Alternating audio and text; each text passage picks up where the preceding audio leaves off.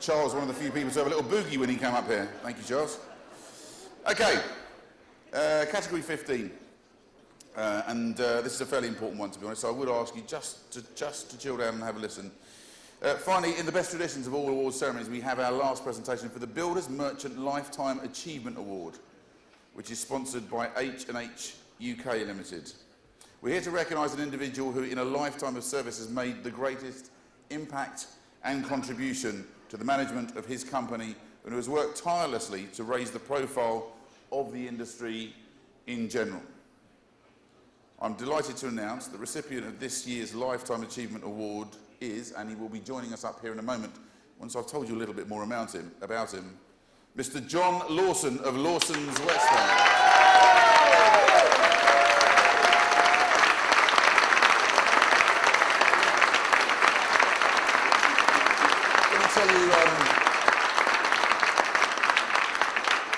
Let me tell you a little bit more about John before he comes and joins us. In 1952, after national service, John Lawson joined the family fencing business based in Whetstone, London, N20, founded by his grandfather in 1921. He started at the bottom, working in the yard and on site with fencers. However, he was soon thrown at the deep end after the sad demise of both parents.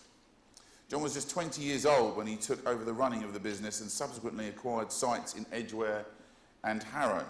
The product range in the three branches was expanded to include timber and sheet materials, which transformed the business from a fencing contractor merchant to a fully fledged timber merchant. With an eye for detail and innovative design, John managed to shoehorn the additional products into these small locations by devising racking systems stocked with materials ready cut to length for off-the-shelf selection. Lawson's was the first fencing merchant to introduce this cross-cut range, enhancing space utilisation, customer service and eliminating waste. The seasonal nature of the fencing trade meant that supplies of materials were erratic during busy periods. Being a resourceful innovator, John was determined to resolve the problem. He set up a factory in Huntingdon to produce fence panels and bought a bankrupt concrete manufacturing company in Bedford from the receivers. Further similar acquisitions led to the formation of Supreme Concrete. John's attention to detail and natural entrepreneurial skills led to a heavy investment programme in state-of-the-art machinery and factory improvements which increased quality, volume and efficiency. The subsequent growth put Supreme Concrete on the map as a major national manufacturer and distributor of concrete products. John ran Supreme as well as Lawson's for 28 years until it was sold to CRH in 2006, when its turnover had reached around £30 million a year. Meanwhile, at Lawson's, building materials were added to the range over the years, making it a one-stop timber and builders merchant. Innovation continues to be a key driver in the success of Lawson's, which still specialises in its core area of fencing and also in other niche markets introduced over the years, such as the loft converter market and eco building materials. Lawson's continues to grow and has added 3 branches to the network this year. John still has a direct involvement in the design and planning of the new branches in terms of racking layout and traffic management to ensure maximum site efficiency and utilisation. This is a hugely important issue in London and the South East due to land and rental values. John is a clear, logical thinker, but also a great listener, always looking to learn, usually from staff working in the front line who readily tell him what they perceive to be good about the operation and where they think it can be improved. He lives his life by his high ethical and moral values, underpinned by his strong Christian faith. His honesty and integrity are beyond reproach, making him admired and respected by his staff, competitors, suppliers and customers alike. He always leads by example and is completely approachable. His hands-on, common sense, inclusive and practical style appeals to colleagues at all levels. John is modest about his achievements, but his quiet enthusiasm and professional expertise continue to be a driving force within the company. In his leisure time, John played rugby for Barnet and recently managed a £2 million project for the renovation of his local church, a listed building in Hampstead. A devoted family man, he's relied greatly upon the support of his wife Gillian and is proud that his son Simon has followed in his footsteps in the independent family firm. In semi-retirement, John still has an active role in the company and enjoys being Father Christmas at the staff children's annual Christmas party. I'm sorry if that's blown it for anyone, by the way.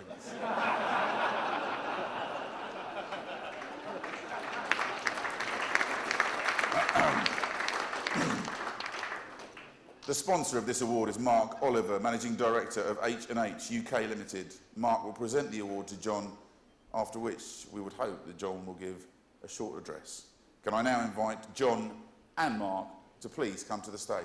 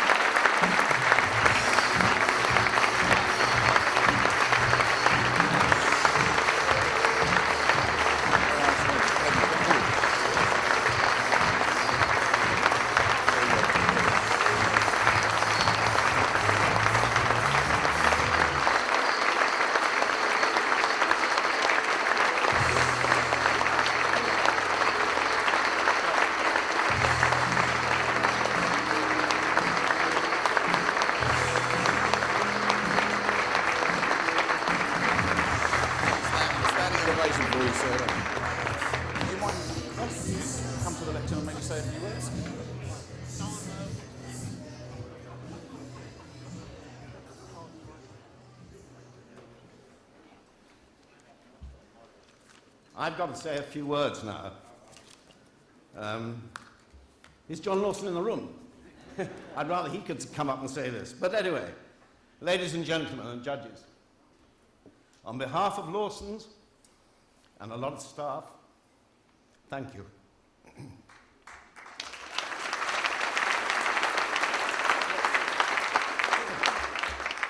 Sorry, I've got to get my glasses out. Last year, John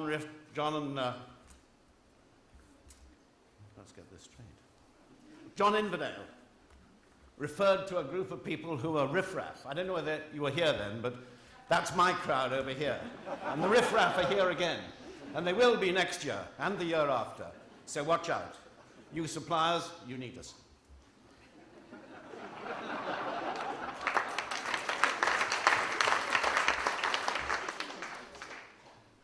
After my father died, my mother sent me to a boarding school, Christ Hospital. I wasn't a shining star, so after school cert, I was told to leave, and I was sent up to London to get an interview. I was early, so I leant over London Bridge, and in those days I could watch the cranes working, and the barges going, and the tugs going up and down. And while I was doing this, some friendly seagull flew over and plonked his visiting card smack on the top of my head. Now that's luck. I got the job. I was office boy for a year. And then I left there and went and worked at William Brown in Ipswich as a boy on the back of the band mill, cutting oak plank and cutting obishi. I went into the Army, Royal Engineers, 2 years, Egypt. I was in charge of the latrines and building thunderboxes. Can you think of a better introduction to the building trade?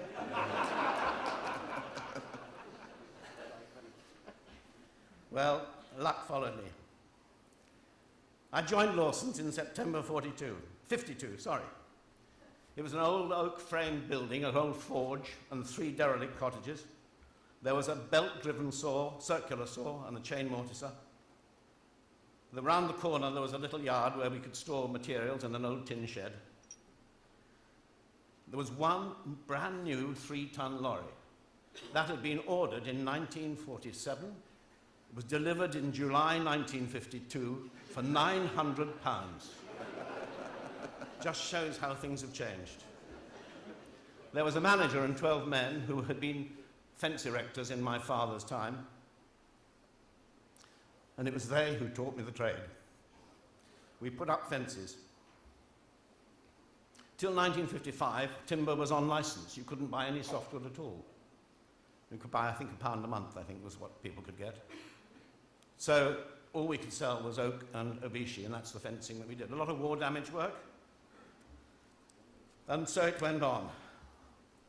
We prospered. We started making sheds, fences fence panels, gates.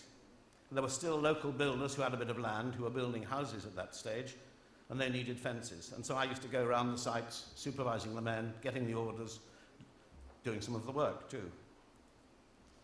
We leased a small joinery workshop. We bought a firm in Edgware. We then got involved with a firm making cleft chestnut fencing in Chessington in Surrey. And we bought that, which meant going down into the woods around Midhurst to the auctions and buying chestnut coppice. And I didn't know what I was doing, but I went and bid, and I could win because I keep on bidding until the others dropped out.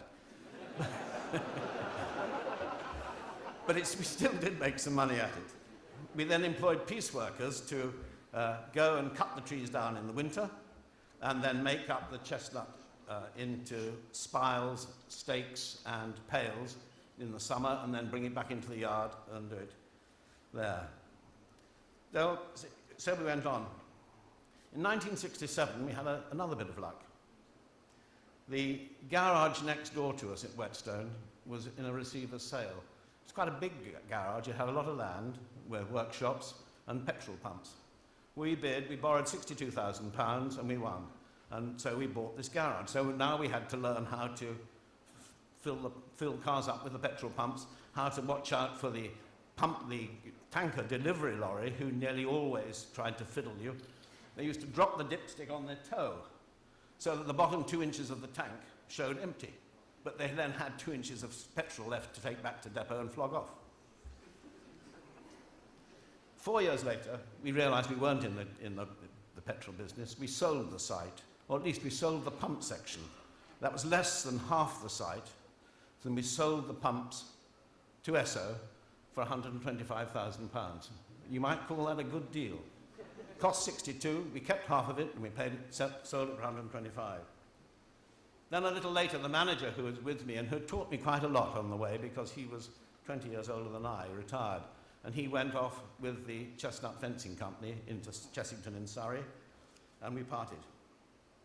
About this time, I went to Sweden on a touring party with what was then Kibblewhite and Barron.